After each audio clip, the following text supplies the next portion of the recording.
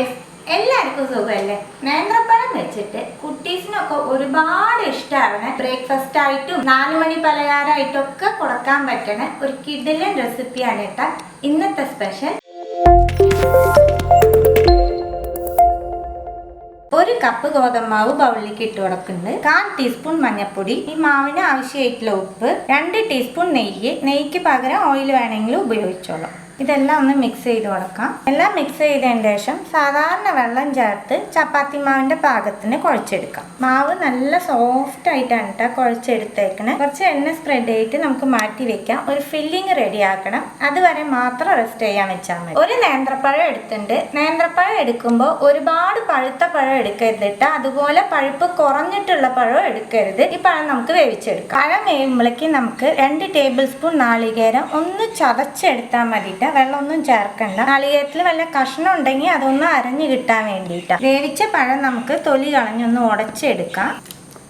ഉടച്ചെടുത്ത പഴത്തിലേക്ക് നമ്മൾ ചതച്ചെടുത്ത നാളികേരം ചേർക്കുന്നുണ്ട്. 1/2 ടീസ്പൂൺ ഏലക്കപ്പൊടി, 2 ടീസ്പൂൺ പഞ്ചസാര. പഞ്ചസാരയ്ക്ക് പകരം ശർക്കര ചേർക്കാവോ എന്ന് ചോദിച്ചാൽ ശർക്കരയ്ക്ക് പഞ്ചസാര ചേർക്കണ ടേസ്റ്റ് കിട്ടുന്നില്ല കേട്ടാ. നിങ്ങൾക്ക് പഞ്ചസാര വേണ്ട നിർബന്ധമാണെങ്കിൽ മാത്രം ശർക്കര ചേർത്താൽ മതി. പക്ഷെ ടേസ്റ്റ് ഇത്തിരി കുറയുന്നേ ഉള്ളൂ. എല്ലാം കൂടി നല്ലോണം മിക്സ് ചെയ്ത് കൊടുക്കും. പഴം നാളികേരമൊക്കെ നല്ലോണം മിക്സ് ചെയ്തെടുത്തു. പാൻ അടുപ്പത്ത് വെച്ച് അതിലേക്ക് 2 ടീസ്പൂൺ നെയ്യ് ചേർക്കുന്നുണ്ട്. നമ്മൾ റെഡിയാക്കി വെച്ചേക്കണ പഴത്തിൻ്റെ മിക്സ് ഈ നെയ്യിലേക്ക് ചേർത്ത് കൊടുക്കാം.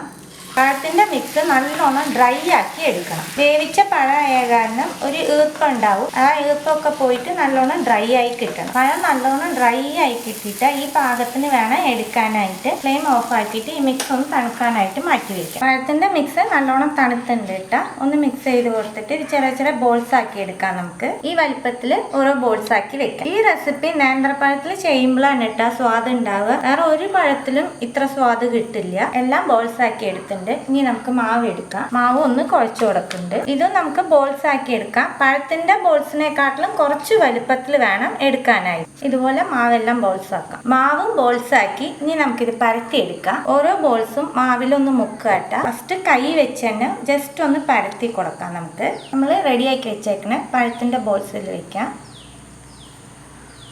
ക്ലോസ് ചെയ്യാൻ നല്ലോണം. ക്ലോസ് ചെയ്തതിന് ശേഷം കറക്റ്റ് റൗണ്ട് ഷേപ്പ് ആക്കിക്കോളൂ. കറക്റ്റ് ബോൾ ആക്കിയതിന് ശേഷം കുറച്ച് മാവിൽ സ്പ്രെഡ് ചെയ്തിട്ട് ലൈറ്റായിട്ട് പരത്തണം കേട്ടോ. ഒരുപാട് അമർത്തി പരത്തണ്ട. നല്ലോണം നമ്മൾ പ്രസ് ചെയ്ത് കഴിഞ്ഞാൽ ഉള്ളിലത്തെ ഫില്ലിങ് പുറത്തേക്ക് പോരും. പിള്ളേർക്ക് ഭയങ്കര ഇഷ്ടമാണ് ഒരു റെസിപ്പിയാണ് കേട്ടോ ഇത്. നേന്ത്രപ്പഴം കഴിക്കാത്ത കുട്ടീസിനൊക്കെ ഇതുപോലെ റെഡിയാക്കി കൊടുത്താൽ മതി. ഒരെണ്ണം നമ്മൾ പരത്തിയെടുത്തു. പരത്തിയെടുത്ത കഴിക്കണേ ഞാൻ ചുട്ടെടുക്കുന്നുണ്ട്. നിങ്ങൾക്ക് എങ്ങനെയാണോ സൗകര്യം അതുപോലെ ചെയ്തോളൂ. ഇതാവുമ്പോഴേക്ക് അടുത്തത് പരത്തിയാലും മതി.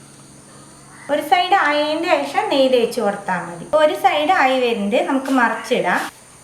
ഇനി ഇപ്പുറ സൈഡ് നമുക്ക് നെയ്യ് തേച്ച് കൊടുക്കാം. ഇനി ഒന്നും കൂടി മറിച്ചിട്ടിട്ട് അപ്പുറം ഭാഗം നെയ്യ് തേക്കാം.